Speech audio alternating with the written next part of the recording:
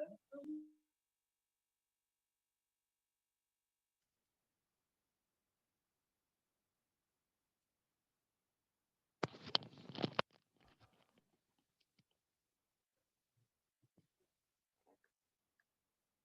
afternoon. Am I audible? Am I audible? Yes, sir. Okay. Sorry, थोड़ा सा problem हो गई थी, टेक्निकल इश्यूज थे, तो इस वजह से थोड़ा डिले है आज।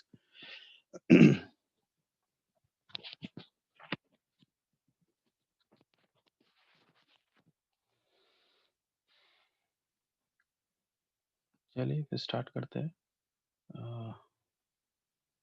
एक second।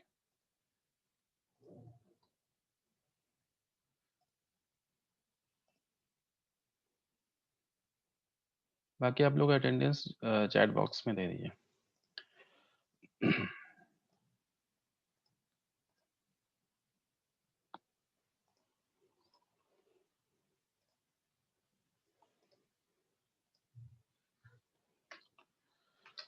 तो लास्ट क्लास में हम लोग क्लबिंग ऑफ इनकम को डिस्कस कर रहे थे। यहाँ पर जैसे कि मैंने बताया था, क्लबिंग ऑफ इनकम से मतलब है जब आप क्लबिंग ऑफ इनकम से मतलब है जब आप कोई दूसरे की इनकम को अपनी इनकम में इंक्लूड करके इंक्लूड की जाते हैं, तो उसको क्लबिंग ऑफ इनकम बोलते हैं। जब जैसे कि मैंने बताया था, पहले लोग क्या करते थे, टैक्स अवॉइडेंस के लिए, टैक्स बचाने के लिए अपनी कोई इनकम या अपना कोई असेट दूसरे को, अपने रिलेटिव को या किसी को ट्रांसफर कर देते थे। तो उसको, उस चीजों को कम करने के लिए ये एक्ट आया है, क्लबिंग ऑफ इनकम। यहाँ पर क्या है, अगर आप टैक्स बचाने के लिए कोई भी ऐसी चीज करते हैं, तो फिर भी आपको जो जो ऐसा एसेट या ऐसी इनकम जो दूसरे के नाम से है लीगली, वो आपकी इनकम में ही ऐड की जाएगी। ठीक है। तो यहाँ पर जैसे मैंने बताया था, अगर आप कोई असेट को, इनकम को ट्रांसफर कर रहे हैं बिना किस उस असेट को ट्रांसफर किए हुए, transfer of income without transfer asset. ठीक है, यहाँ पे ये कंडीशंस थी जो हम लोग ने डिस्कस किया हुआ था। और उसके बाद मैंने बताया था रिवोकेबल ट्रांसफर्स। ठीक है। और ये सारी चीजें हो चुकी थी। और when an individual accessible in respect of remuneration of spouse, शायद इसको डिस्कस कर रहे थे हम लोग। हाँ, इसी को डिस्कस कर रहे थे, ये स्टार्ट ही किया था हम लोग ने शायद। तो यहाँ पर जैसे मैंने बताया, जब कोई इंडिविजुअल और इंडिविजुअल की बात करें, तो वहां पे जो भी स्पाउस की इनकम है, उसको कब उस इंडिविजुअल, उस असेसी की इनकम में ऐड किया जाएगा, वहां के कंडीशंस बताए गए हैं सेक्शन अंडर अंडर सेक्शन 64। यहाँ पे देखिए बताया गया है, सबसे पहले कंडीशन क्या है, the tax payer is an individual, मतलब और कोई एंटिटी नहीं हो सकता। दूसरी condition, he she has a substantial interest in a concern. In concern से मतलब है कोई भी ऑर्गेनाइजेशन, कोई भी कंपनी या कोई भी पार्टनरशिप फर्म। ठीक है। तो उन वहां पर किसी एक का या फिर दोनों का कोई सब्सटेंशियल इंटरेस्ट हो। सब्सटेंशियल इंटरेस्ट से मतलब क्या है, देखिए यहाँ पर ये चीज क्लियर हो जाएगी। देखिए सबसे पहले कंसर्न का मतलब क्या है, concern could be any form of business और प्रोफेशनल कंसर्न। ठीक है, कोई भी बिजनेस हो सकता है या कोई प्रोफेशनल कंसर्न हो सकता है। It could be a sole proprietorship या फिर पार्टनरशिप फर्म या फिर कंपनी, कुछ भी हो सकता है। कंसर्न से मतलब ये है यहाँ पर। उसके बाद अगर मैं सब्सटेंशियल इंटरेस्ट की बात करूं, तो उससे मतलब है an individual is deem to have substantial interest if he she individually or along with his relative beneficially holds equity shares carrying not less than 20% voting power in case of company, or is entitled to not less than 20% of profits in case of concern other than company। ठीक है। तो यहाँ पर क्या बोल रहे हैं, ये जो है सब्सटेंशियल इंटरेस्ट से मतलब है कोई भी किसी भी ऑर्गेनाइजेशन, किसी भी कंपनी में कम से कम 20% आपके पास इक्विटी शेयर हो। सब्सटेंशियल इंटरेस्ट से मतलब है, तो अगर इक्विटी शेयर होगा 20%, इसका मतलब आपके पास 20% आपका वोटिंग पावर भी है। ठीक है। और अदर देन कंपनी, अगर कोई कंपनी नहीं है, कोई पार्टनरशिप फर्म है या दूसरा कुछ है, तो उस केस में अ, देखिए यहाँ दिया गया, is entitle to not less than 20% in case of, sorry फिर से पढ़ते हैं। An individual is deem to have substantial interest if he she beneficially holds equity shares carrying not less than 20% voting power in case of company, or is entitled to not less than 20% of profit in case of concern other than company. मतलब अगर other than the company की बात करें तो वहां पर भी उसके पास कम से कम 20% उसके पास प्रॉफिट उसके पास आ रहा हो, उस इंडिविजुअल के पास आ रहा हो, उस एसएससी के पास आ रहा है। ठीक है? तो कुल मिला के आपके पास 20% होना चाहिए, चाहे इक्विटी शेयर हो, चाहे वोटिंग पावर है, चाहे प्रॉफिट्स की बात कर रहे हैं। तब आपका उस ऑर्गेनाइजेशन में सब्सटेंशियल इंटरेस्ट होगा। ठीक है? अभी वापस फिर से देखते हैं, अभी समझ में आ जाएगा। The tax payer is an individual, पहली कंडीशन। दूसरी कंडीशन, ही और she has a substantial interest in a concern, मतलब वही 20% उसके पास होना चाहिए, profit, equity share, voting power, जो भी। ठीक है? Next, spouse of the tax payer is employed in the above mention concern, मतलब उस जो भी ऑर्गेनाइजेशन है वहां पे वो जो भी इंडिविजुअल का स्पाउस, हस्बैंड या फिर वाइफ जो भी हो, ठीक है, वो उस ऑर्गेनाइजेशन में एम्प्लॉयड हो, मतलब एम्प्लॉय की तरह काम कर रहा हो, ये कंडीशन है। दूसरे उसके बाद, spouse is employed in the concern without any technical और प्रोफेशनल नॉलेज और एक्सपीरियंस। ठीक है, उसको बिना किसी प्रोफेशनल नॉलेज के, बिना कोई टेक्निकल नॉलेज के या कोई एक्सपीरियंस के, उसको जो है वो भी जो भी जॉब मिली है वो मिल गई है। ठीक है, तो ये भी एक कंडीशन होनी चाहिए। अगर उसके पास प्रोफेशनल नॉलेज है तो आप उसकी इनकम को ऐड नहीं कर सकते। ठीक है? स्पाउस जो भी है उसके पास कोई प्रोफेशनल नॉलेज नहीं है, टेक्निकल नॉलेज नहीं है, एक्सपीरियंस नहीं है, और उसको आपने उस ऑर्गेनाइजेशन में हायर कर लिया है, उसको सैलरी आप दे रहे हैं, तो जो भी सैलरी उसको मिल रही है वो उस इंडिविजुअल, उस एसएससी की इनकम में ऐड हो जाएगा। ठीक है? जिसका भी वो स्पाउस है। Clear? If the above condition are satisfied, then salary income of the spouse will be taxable in hands of the taxpayer. ठीक है? यहाँ पे देखिए कंसर्न वो मैंने एक्सप्लेन कर दिया, सब्सटेंशियल इंटरेस्ट क्या होता है वही बता दिया। रिलेटिव की बात करें तो relative in relation to an individual means husband, wife, brother और सिस्टर, कोई भी हो सकता है। When both husband and wife have substantial interest, मतलब जब दोनों का कोई सब्सटेंशियल इंटरेस्ट होता है ऑर्गेनाइजेशन में, in a concern, and both are employed by the concern without professional qualification, remuneration will be included in the total income of husband or wife whose total income excluding such remuneration is greater। ठीक है, जहां पर दोनों ही husband wife दोनों का उस किसी भी ऑर्गेनाइजेशन में सब्सटेंशियल इंटरेस्ट है, मतलब 20% प्रॉफिट मिल रहा है या फिर 20% उनके पास वोटिंग आ रहा है, उस केस में आपको क्या देखना है, जो भी दोनों में से किसकी इनकम ज्यादा है।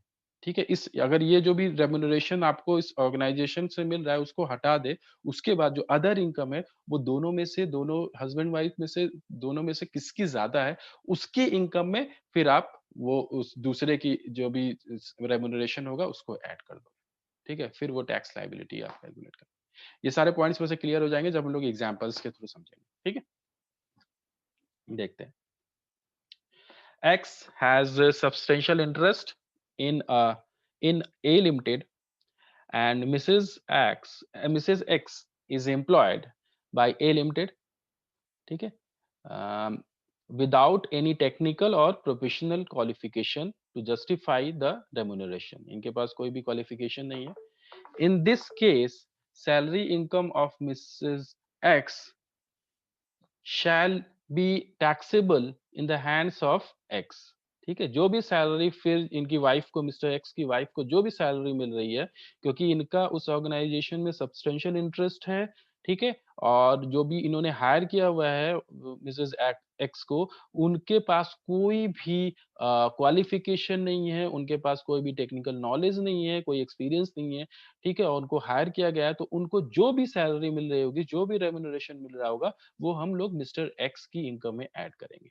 ठीक है, in this case salary income of Mrs.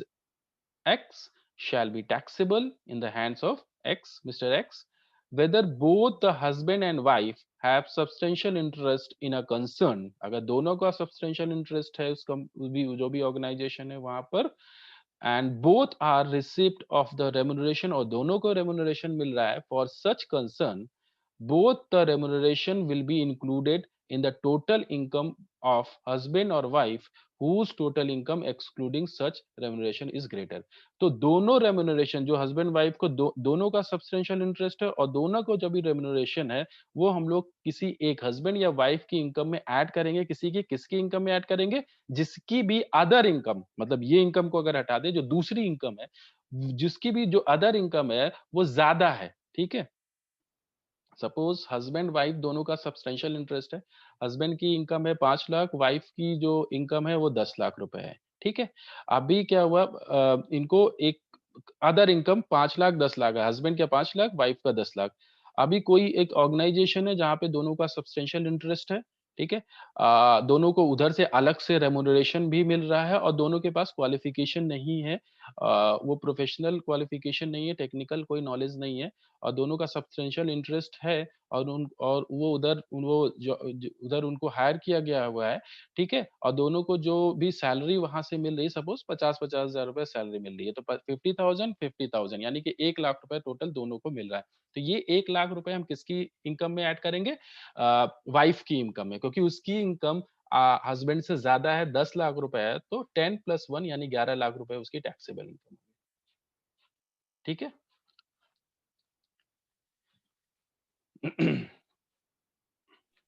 तो वाइफ का 1 लाख रुपीज क्या था?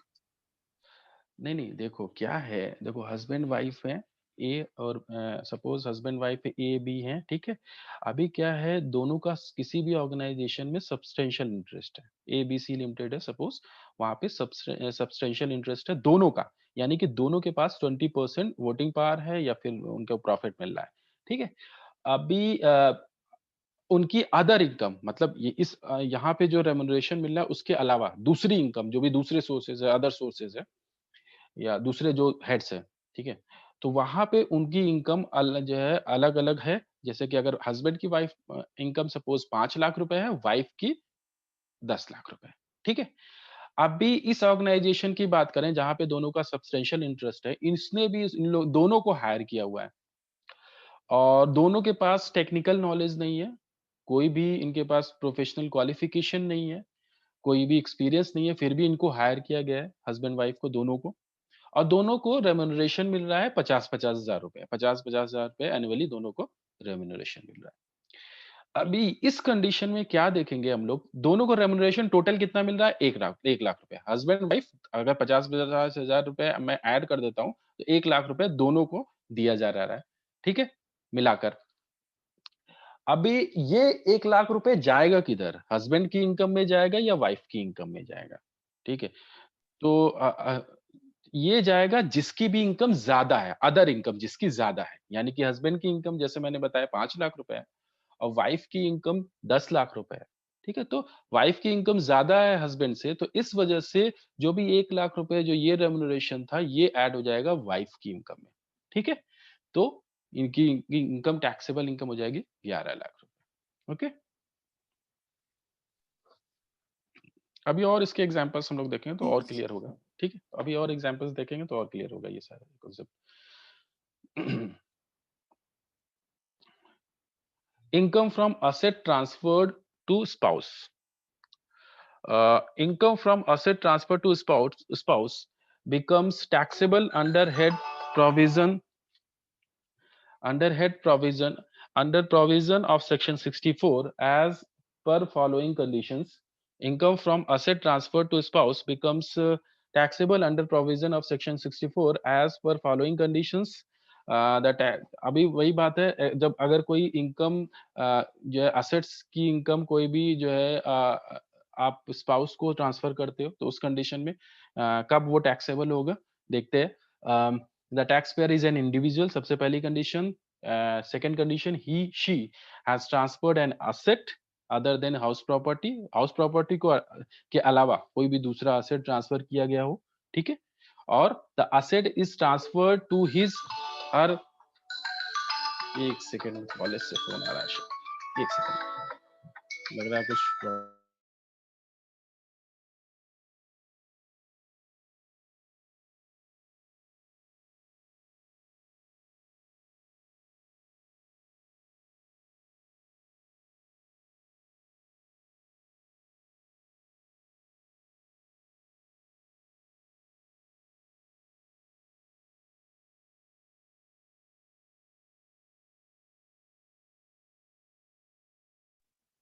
हाँ, तो जैसे मैं बोल रहा था, अगर कोई भी असेट ट्रांसफर करता है स्पाउस के केस में, वहाँ पर कब वो उस असेट से जो भी इनकम जनरेट हो रही है, वो कब उस इंडिविजुअल जिस जो ट्रांसफरर है, उसके लिए कब वो टैक्सेबल होगी, ठीक है?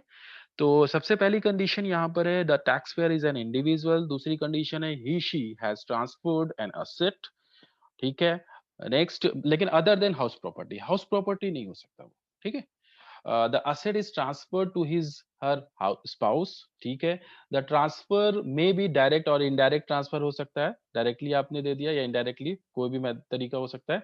The asset is transferred otherwise than adequate consider, ये सारी चीजें आगे क्लियर हो जाएंगी, डायरेक्ट इनडायरेक्ट जब हम लोग प्रैक्टिकल क्वेश्चंस करना शुरू करेंगे ना, तो ये सारी चीजें क्लियर होती चली जाएंगी, ठीक है? अभी बस इतना जान लो कंडीशंस क्या क्या है, आगे जब हम लोग और उसको डिटेल में जब प्रैक्टिकल को प्रॉब्लम्स जब शुरू करेंगे, तो सब अभी मैं बताऊँगा भी फिर भी नहीं समझ में आएगा, ठीक है? जब हम लोग प्रैक्टिकल प्रॉब्लम्स करेंगे तो वो ज क्लियर हो जाएगा, ठीक है?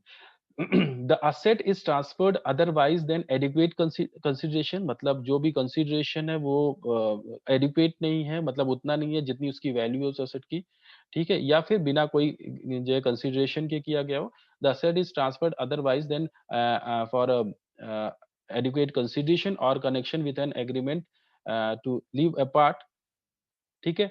उसके बाद the asset may be held by,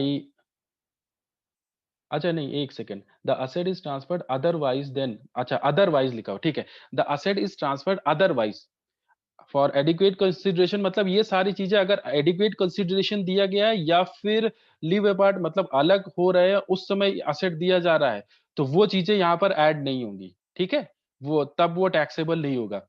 otherwise मतलब एडिक्वेट, अगर सपोज हस्बैंड वाइफ के बीच कोई भी ट्रांसफर किया जा रहा है एसेट का, वहां पर लीव अपार्ट मतलब अलग होने की कंडीशन में डिवोर्स वगैरह का कुछ ऐसा चक्कर है, उस समय अगर एसेट ट्रांसफर की जा रही है या फिर एडिक्वेट कंसिडरेशन उनको मिल रहा है उसका, ठीक है? जो भी बायर है उसको, जो भी सेलर है बायर है, सेलर को एडिक्वेट कंसिडरेशन मिल रहा है, तो वो दोनों चीजें यहाँ पर इंक्लूड नहीं होगी। इसके अलावा, ठीक है, यानी कि विदाउट एडुकेट कंसिडरेशन या फिर ये लीव अपार्ट वाला कंडीशन नहीं है, तब हम उसको यहाँ पर इस कंडीशन में मानेंगे, तब वो टैक्सेबल होगा, ठीक है?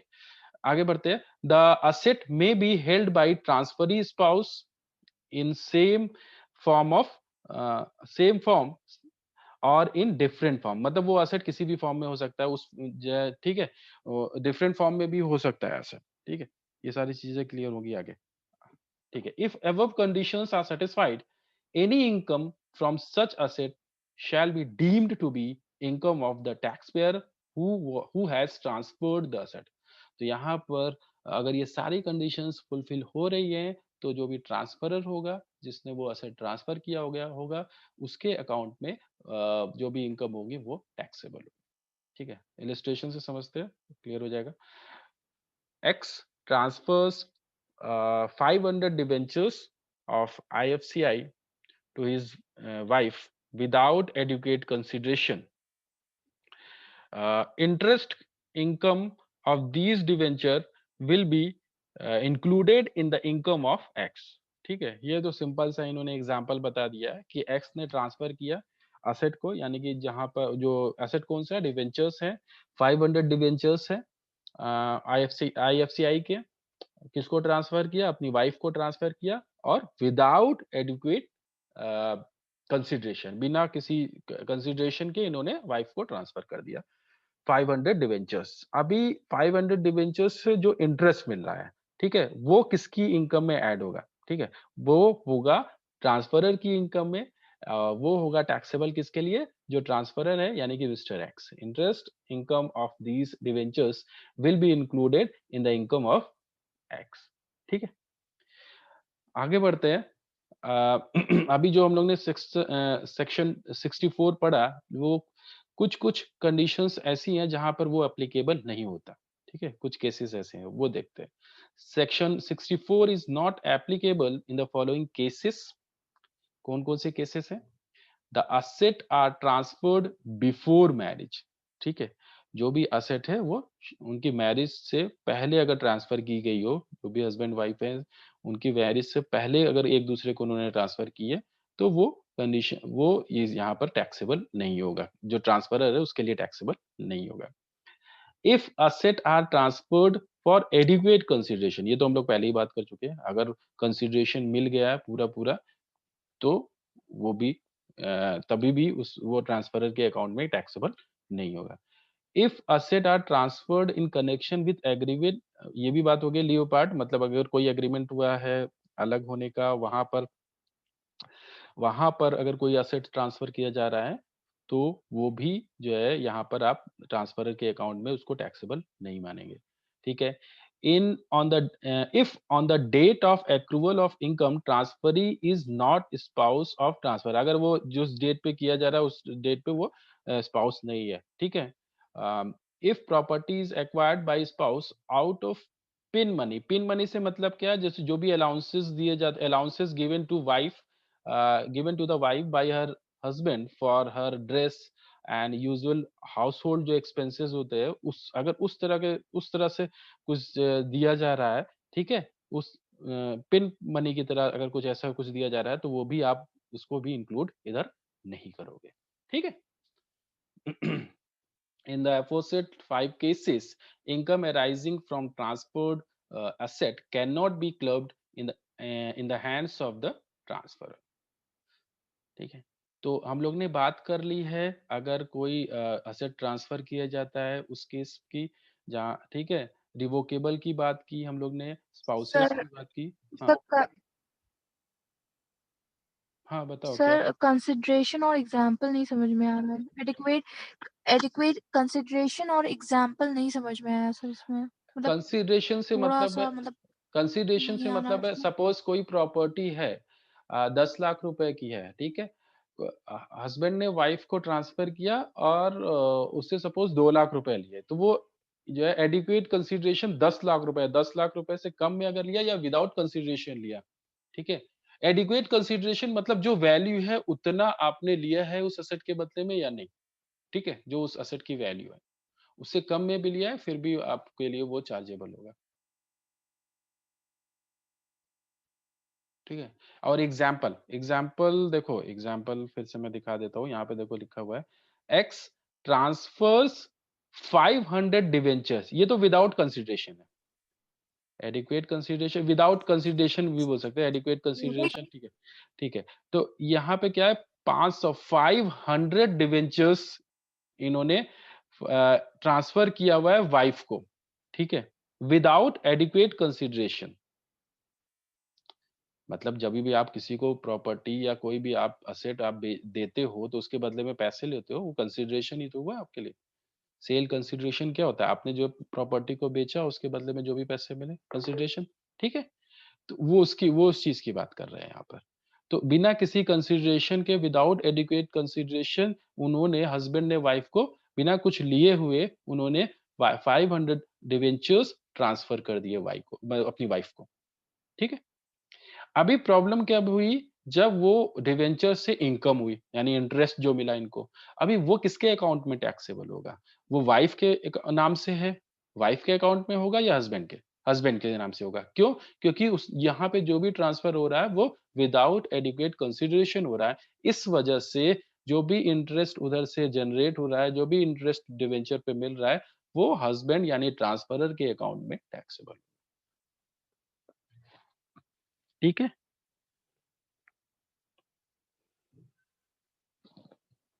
ठीक है, अभी कुछ और प्रॉब्लम तो नहीं। No sir. Sir okay. Consideration का मतलब है सेल, सेल प्राइस, मतलब हाँ, ये सेल करना। सेल तो सर प्राइस। कोई अपनी वाइफ को क्यों सेल करेगा, मतलब एक जनरल एक बेचने के, देखा जाए यहाँ तो। पे असेट को ट्रांसफर किया हुआ है।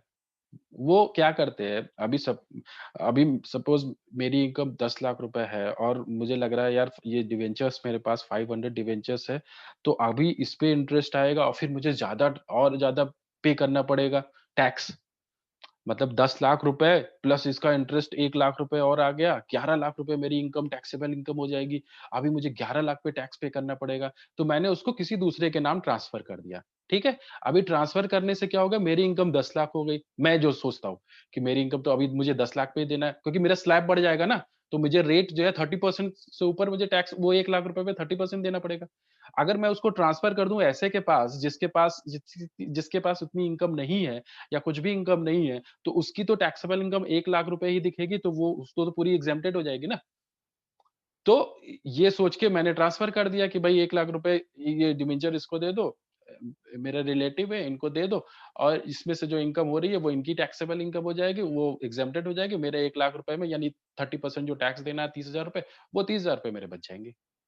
ठीक है? तो ये काम होता था। तो इसको अवॉइड करने के लिए ये क्लबिंग ऑफ इनकम ये इन्होंने ये एक्ट लेके आया कि अगर without consideration, without adequate consideration आप कोई भी एसेट को ट्रांसफर करते हो, तो जो भी ट्रांसफरर होगा उसकी इनकम में जो भी जो है वो उसके हेड में ये सारे इनकम्स वो टैक्सेबल होंगे। जो भी ट्रांसफर जो भी एसेट किया गया या इनकम की गई है उस वो सारे वो टैक्सेबल होगी ट्रांसफरर के अकाउंट में।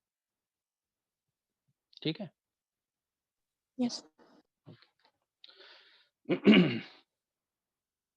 अभी बात करते हैं हाँ ये सारी चीजें हो गई। फॉर बेनिफिट ऑफ स्पाउस ये भी हो गया मेरे ख्याल से। एक सेकंड, ये हो गया। Income from asset transfer to person for benefit of spouse, ये नहीं हुआ है। इनकम फ्रॉम असेट और ट्रांसफर सन्स वाइफ, ये भी नहीं हुआ। हाँ ठीक है, यहाँ से शुरू करते हैं। Income from asset transfer to son's wife, ठीक है, यानी डॉटर इन लॉ की बात कर रहे हैं। Income from asset transferred to son's wife attract the provision of section 64(1) 6 as per conditions below। तो यहाँ पे ये कंडीशंस हैं जिसको फुलफिल करना होता है तभी ट्रांसफरर के अकाउंट में वो टैक्सेबल होगी income. The tax payer is an individual, he she has transferred the asset after 31st May 1973। ठीक है, अगर 31st May 1973 से पहले ट्रांसफर हुआ है तो वो टैक्सेबल नहीं होगा। ठीक है, उसके बाद जो भी ट्रांसफर हुए वो टैक्सेबल होंगे। ठीक है, the asset is transferred to son's wife. ठीक है, ट्रांसफर में भी डायरेक्ट और indirect. The asset is transferred otherwise than adequate consider, वही सारी कंडीशंस हैं। The asset may be held by the transferee in the same form और different form, उस फॉर्म में या दूसरे फॉर्म में, कोई भी फॉर्म में जो भी ट्रांसफर की गई असेट। ठीक है, तो वही सारी कंडीशंस जो है सन्स वाइफ यानी डॉटर इन लॉ के लिए भी है। तो वही सारी कंडीशन अगर फुलफिल हो रही है तो ट्रांसफरर के अकाउंट में वो टैक्सेबल होगा जो भी इनकम होगी। ठीक है, आगे बढ़ते हैं जी। यहाँ पे ऐसा कुछ ज्यादा कुछ था नहीं। Income from asset transferred to person for benefit of spouse, to a person for, मतलब आपने डायरेक्ट स्पाउस को जो है ट्रांसफर नहीं किया, किसी ऐसे पर्सन को किया, लेकिन बेनिफिट किसको देने के लिए? स्पाउस को बेनिफिट देने के लिए। तो उस कंडीशन में देखते हैं। The income from asset transferred to person for benefit of spouse attract the provision of section 64(1) 7 on clubbing of income if, कौन सी conditions है यहाँ पे? The taxpayer is an individual, he she has transferred an asset to a person or association of persons, किसी को भी उसने transfer किया, transfer में भी डायरेक्ट और indirect. asset is transferred to immediate or deferred benefit, मतलब तुरंत बेनिफिट मिल रहा है या फिर कुछ टाइम पीरियड के बाद तक मिल रहा है। डेफर्ड से मतलब है सपोज कोई बेनिफिट आपको मिल रहा है 1 साल के बाद, फिर 4 साल के बाद, फिर 5 साल के बाद, इस तरह से अगर जो भी बेनिफिट अगर मिल रहा है तो उसको डेफर्ड बेनिफिट बोलते हैं। एक साथ वो बेनिफिट नहीं मिल रहा है उसको बोलते हैं डेफर्ड बेनिफिट। ठीक है, तो वो बेनिफिट कैसा हो सकता है? Asset is transferred for immediate और डेफर्ड बेनिफिट फॉर हिज और हर स्पाउस। ठीक है, उसने ट्रांसफर किसी और को किया लेकिन बेनिफिट किसको मिल रहा है? यहाँ पे जो भी स्पाउस है उसको बेनिफिट मिल रहा है उसका। ठीक है, आगे बढ़ते हैं। The transfer of asset is without adequate consideration. एक चीज ये भी है कि भाई ये सारी चीजों में ये है कि एडिक्वेट कंसिडरेशन नहीं है तो फिर वो ट्रांसफर, तब अगर ये सारी कंडीशंस फुलफिल हो रही है वो टैक्सेबल होगा ट्रांसफरर के अकाउंट में। ठीक है, तो if the above conditions are satisfied then income from such asset is extent of such benefit is taxable in hands of taxpayer who has transferred the asset। ठीक है, आगे बढ़ते हैं। पहले ये सारी कंडीशंस देख लेते हैं, फिर प्रॉब्लम्स खुद पे जब हम लोग आएंगे ना तो वो बहुत आसान लगने लगेंगे। थोड़े बहुत और बचे हुए हैं बस। आगे देखते हैं, income from asset transferred to a person for benefit of son's wife. वही सेम चीज है, वाइफ का केस ले लो, सन्स वाइफ, ठीक है, मतलब किसी दूसरे पर्सन को इसने ट्रांसफर किया, लेकिन बेनिफिट किसको मिल रहा है, सन्स वाइफ यानी कि डॉटर इन लॉ को बेनिफिट मिल रहा है। ठीक है, तो वही सारी चीजें यहाँ पर भी है। The tax payer is an individual, he और she has transferred an asset after 31st May 1973. The asset has transferred to any person or association of persons. Transfer may be direct or indirect. The asset is transferred for immediate or deferred benefit. The asset is transferred otherwise than adequate consideration. ठीक है, वही सारी conditions है। बस जो हम लोग sons wife की बात करें तो वहां पर एक कंडीशन इन्होंने बढ़ा दी है, वो क्या है, जो भी चीजें ट्रांसफर हो रहा है वो 31st May 1973 के बाद होना चाहिए। ठीक है, तभी वो एप्लीकेबल होगा। बाकी कंडीशंस वही है जो वाइफ के लिए है। ठीक है, तो हम लोग ने स्पाउस की बात कर ली, हम लोग ने रिवोकेबल की बात कर ली। अभी एक चीज और बची हुई, माइनर चाइल्ड, वहां पर क्या करना है हम लोग को। ठीक है, इनकम ऑफ माइनर चाइल्ड, अभी उसको किस, उसका ट्रीटमेंट कैसे होगा वो देखते हैं।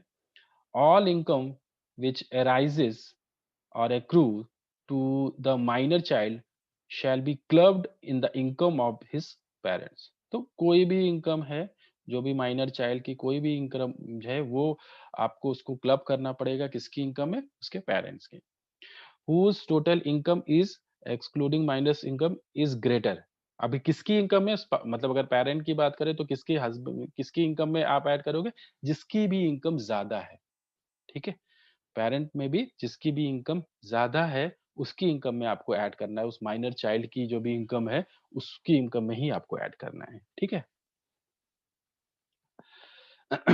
आगे बढ़ते हैं। However in case parents are separated, मतलब अगर उनका डिवोर्स हो चुका है तो उस केस में क्या, the income of minor child will be included in the income of that parent who maintains the minor child in relevant previous year. ठीक है, जो तो भाई जो भी मेंटेन कर रहा हो उस बच्चे को, मतलब जो भी उस बच्चे के साथ रह रहा हो, उसी को उसी के इनकम में आप ऐड करोगे। अगर वो सेपरेटेड है, अगर वो डिवोर्स हो चुका है पेरेंट्स का, ठीक है, उस केस में। आगे बढ़ते हैं।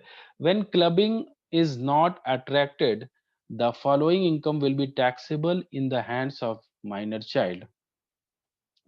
Income of minor child suffering from any disability of the nature of specified under section 80U। ठीक है, अगर कोई डिसेबिलिटी है तो आप उसको ऐड नहीं करोगे, क्लब नहीं करोगे इनकम को, अगर उस माइनर चाइल्ड के सफरिंग कोई डिसेबिलिटी है। Income of minor child on account of any manual work, कोई मैनुअल वर्क से उसको वो जो है वो इनकम जनरेट की कर रहा है। ठीक है, income of minor child on account of any activity involving applications of his skill, talent, specialised knowledge and experience. तो इस तरह से अगर कोई वो इनकम जनरेट कर रहा है, कोई स्पेशल कोई स्किल्स टैलेंट की वजह से, स्पेशलाइज्ड नॉलेज की वजह से, एक्सपीरियंस की वजह से, तो आप उसको भी नहीं ऐड करोगे। ठीक है, ये सारे एक्सेप्शंस। और यहाँ पर एक चीज और है, एग्जाम्पशंस, एग्जाम्पशंस हैं, मिले हैं माइनर चाइल्ड को under section section 1032। In case of income of individual includes the income of his her minor child in terms of above provisions, such an individual shall be entitled to exemption of 1500 rupees। 1500 रुपए का exemption मिलेगा। अगर आप किसी भी minor child की income को add करते हो पेरेंट की इनकम में, तो वहां पर एग्जाम्शन मिला हुआ है 1500 रुपीज का। ठीक है, 1500 रुपए का एग्जाम्शन मिला हुआ है। 1500 से ऊपर जो भी इनकम होगी उस पर टैक्सेबल, वो टैक्सेबल होगी, वरना 1500 तक एग्जेम्प्टेड है। Where however the income of any minor is includable is less than 1500, the aforesaid exemption shall be restricted to the income so included in the total income of the individual। ठीक है, बाकी मेरे ख्याल से ये सारे examples है। इससे बेटर होगा मैं कुछ एग्जाम्पल्स शेयर कर रहा हूँ, इसको पहले उसको देख लेते हैं, ठीक है, बाद में इसको देखेंगे। वहां से ये सारे पॉइंट्स क्लियर हो जाएंगे।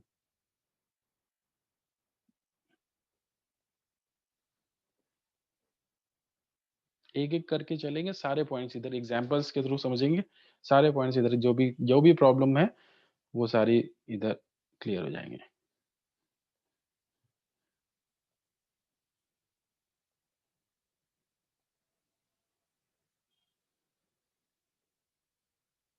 Next.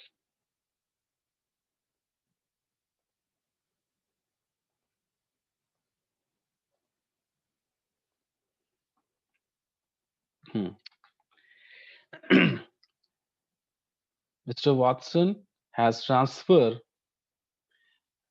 through a duly registered document the income arising from godown to his son without transferring the godown। तो इन्होंने क्या किया हुआ है, इन्होंने इनकम जो भी गोडाउन से जो भी ये जनरेट कर रहे हैं, जो भी इनकम आ रही है उसको ट्रांसफर किया है किसको, to his son without transferring godown. मतलब वो असेट को उस गोडाउन को ट्रांसफर किए बिना, केवल इनकम को इन्होंने ट्रांसफर किया है बिना कोई कंसिडरेशन के।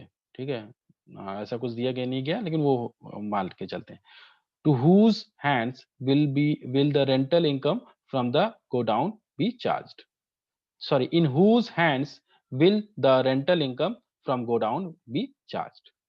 तो जैसे मैंने बताया है अभी पहले ही बताया था, अगर विदाउट कंसिडरेशन कोई भी असेट को ट्रांसफर किया जा रहा है, सॉरी इनकम असेट से जो भी इनकम जनरेट हो रही है उसको ट्रांसफर किया जा रहा है, तो आप ट्रांसफरर के अकाउंट में उसको टैक्सेबल मानोगे। Section 60 expressly states that where there is a transfer of income from an asset without transfer of asset। ठीक है, आप इनकम जो जनरेट कर रहे हो असेट से उसको आप केवल ट्रांसफर कर रहे हो, असेट को ट्रांसफर किए नहीं कर रहे हो। ठीक है, without transfer of the asset such income shall be included in the total income of the transferor। जो भी ट्रांसफरर है उसके अकाउंट में वो इनकम टैक्सेबल होगी। Hence rental income derived from the godown shall be clubbed in hands of the Mr. Watson। ठीक है, ये तो आसान था, आगे देखते हैं। Mr. A holds shares carrying 25% voting power, यानी सब्सटेंशियल इंटरेस्ट है इनका, मिस्टर ए का। ठीक है, Mr. A holds shares carrying 25% voting power in X Limited। Mrs. A is working as a computer software programmer in X Limited at salary of rupees 30,000 per month। She is however not qualified for job। तो इनके पास वो qualification नहीं है job के लिए, लेकिन इनको वो जॉब ये कर रही है, इनको 30,000 रुपए 30,000 रुपीज इनको सैलरी भी मिल रही है। The other income of mister A and Mrs A R 7 lakh and 4 lakh. यानी कि जो अदर इनकम है, यहाँ की इनकम की बात नहीं कर रहे, जो अदर इनकम है वो मिस्टर ए की है 7 लाख रुपए और मिसेस ए की है 4 लाख रुपए respectively. Compute the gross total income of Mr. A and Mrs. A for the assessment year 2020-21। तो सिंपल है इनका, यहाँ पर जैसे मैंने बताया अगर कोई सब्सटेंशियल इंटरेस्ट है, सब कंडीशन जो भी है वो ये है कि भाई सबसे पहले सब्सटेंशियल इंटरेस्ट होना चाहिए, यानी 20% से ज्यादा वोटिंग पावर होनी चाहिए। तो बिल्कुल 25% है इनके पास वोटिंग पावर, और ये जो भी स्पाउस है इनको इन्होंने हायर किया उस ऑर्गेनाइजेशन में जहाँ पे इनका सब्सटेंशियल इंटरेस्ट है, और जो है इनके पास कोई भी क्वालिफिकेशन नहीं है, उसको इनके पास कोई भी एक्सपीरियंस नहीं है, टेक्निकल नॉलेज नहीं है, और इनको हायर किया गया और उनको 30,000 रुपए पर मंथ इनको सैलरी भी मिल रही है। तो ये इनकम किधर जाएगी, मिस्टर ए के अकाउंट में ये टैक्सेबल होगी, जो भी 30,000 रुपए इनको मिल रहा है। ठीक है, देखते हैं आगे। ये देखिए, mister A holds share carrying 25% voting power in x limited, substantial interest in the company. His wife is working in the same company without any professional qualification for the same। Thus, by virtue of the clubbing provisions of Act, the salary is received by Mrs. A